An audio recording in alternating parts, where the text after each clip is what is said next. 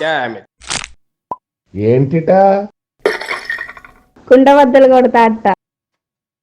నమస్కారం, కుండబద్దల ప్రేక్షకులకి స్వాగతం. ఈరోజు CM Chandrababu, deputy CM Pawan కళ్యాణ్ల మధ్య చర్చలు జరుగుతున్నాయి. రాష్ట్రంలో కమ్మ కాపు కులాల మధ్య రగడకు తెర తీసిన వైఎస్ఆర్ కాంగ్రెస్ పార్టీని ఏ విధంగా నిలువరింపు చేయాలి అనే దానికోసమే ఈ చర్చలు నడుస్తూ ఉన్నాయా?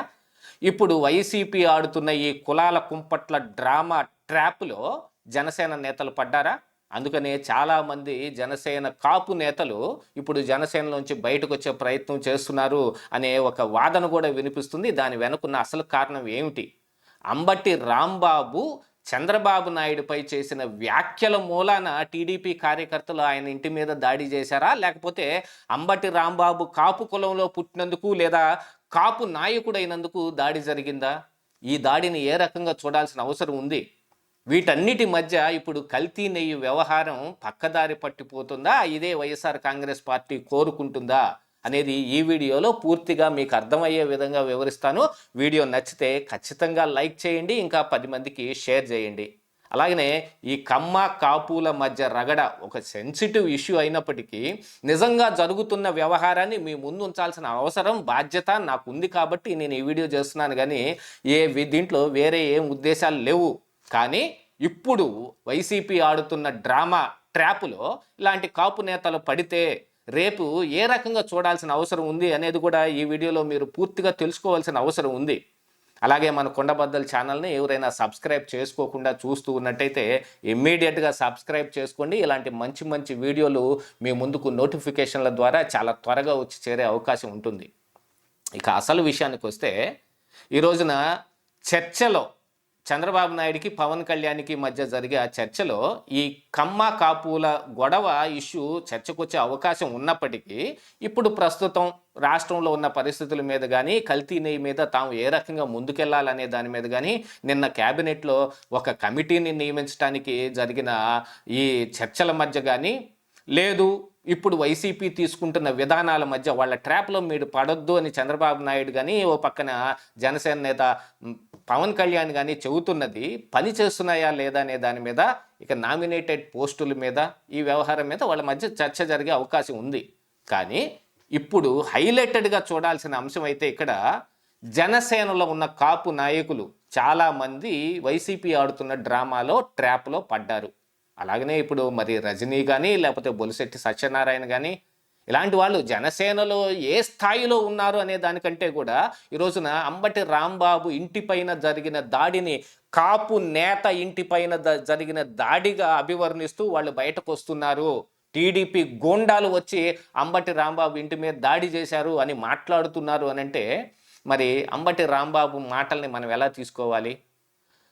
కాపు కులస్తుడైన అంబటి రాంబాబు కమ్మ కులస్తుడైన చంద్రబాబు నాయుడిని తిట్టాడు, అందుకనే ఈ గొడవ జరిగింది అనే విషయంలో, ఈ కోణంలో ఇది చూడాల్సిన అవసరం ఉందా?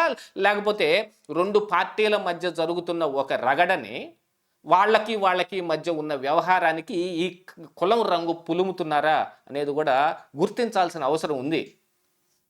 అంబటి రాంబాబుకి ఎటువంటి ఈ కులాల గొడవి ఏమీ లేదు ఆ రోజు తిట్టే సమయానికి అని ఖచ్చితంగా అందరూ తెలుసుకోవాల్సిన అంశమే. కమ్మ కులస్తుడైన చంద్రబాబు నాయుడిని కాపు కులస్తుడైన అంబటి రాంబాబు తిట్టలేదు. వైసీపీలో ముఖ్య నేతగా ఉన్న అంబటి రాంబాబు సీఎంగా ఉన్న చంద్రబాబు నాయుడిని మీద నోరు పారేసుకున్నాడు. కానీ ఆయన మాట్లాడిన మాట చాలా దురాగతమైన మాట, అది సభ్య సమాజంలో వాడకూడదు.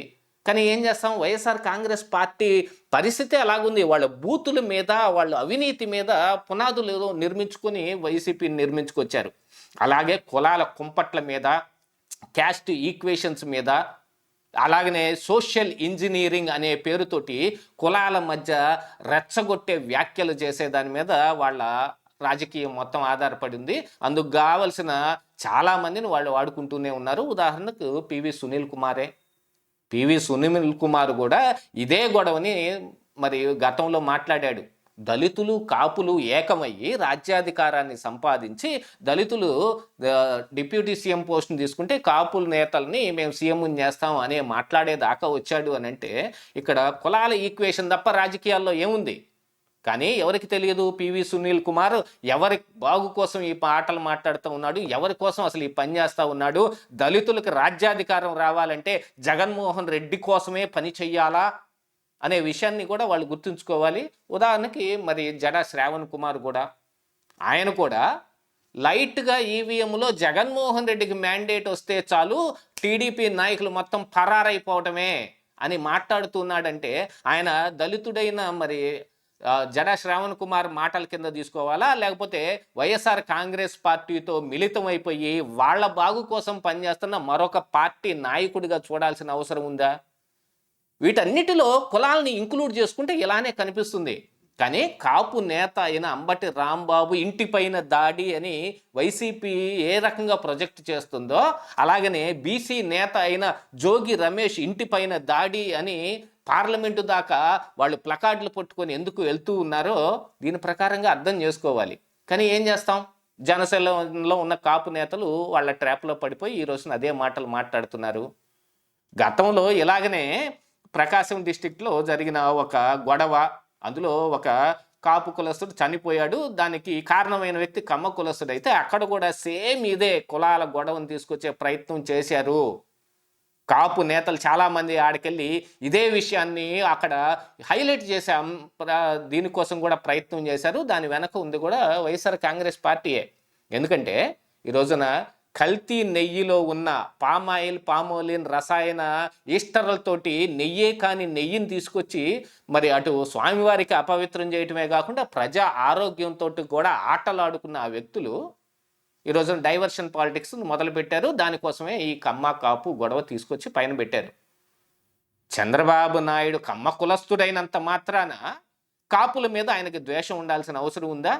మరి డిప్యూటీ సీఎంగా ఉన్న పవన్ కళ్యాణ్ కాపు నేత అయినంత మాత్రాన చంద్రబాబు నాయుడుకి లొంగిపోయినట్టుగా చూడాలా?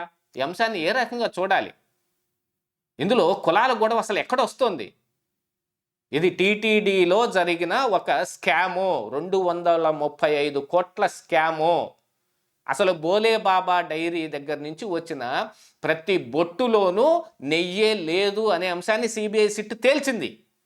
అందులో జంతు కొవ్వు ఉందా లేదా అనే దాని మీద కానీ ఎన్డీఆర్ఐ రిపోర్టులో 10% కంటే తక్కువ జంతు కొవ్వు కలిసిన మా దగ్గర కనిపెట్టలేని పరీక్షలు మాత్రమే ఉన్నాయని నిర్ధారణ చేసి మరి 4 శాంపిల్స్లో పంది కొవ్వు లేదు అని చెప్పారు. కానీ ఎన్డీడీబీ రిపోర్టులో అది ఖచ్చితంగా లార్డ్ అనే దాని పేరుతోటి పంది కొవ్వుని కానీ, బీఫ్ టాలో పేరుతోటి బీఫ్ కొవ్వుని కానీ, ఫిష్ ఆయిల్ని కానీ కనిపెట్టినట్టుగా ఎన్డీడీబీ రిపోర్టు కూడా ఆ రోజు ఇచ్చింది.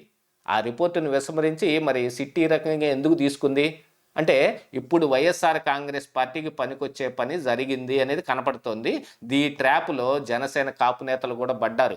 ఇది కమ్మ కాపుల మధ్య జరగాల్సిన గొడవ కాదు, వైఎస్ఆర్ కాంగ్రెస్ పార్టీ చేసిన అవినీతి మధ్య, ఇప్పుడు కూటమి బయట పెడుతున్న నిజాయితీ మధ్య జరగాల్సిన గొడవ.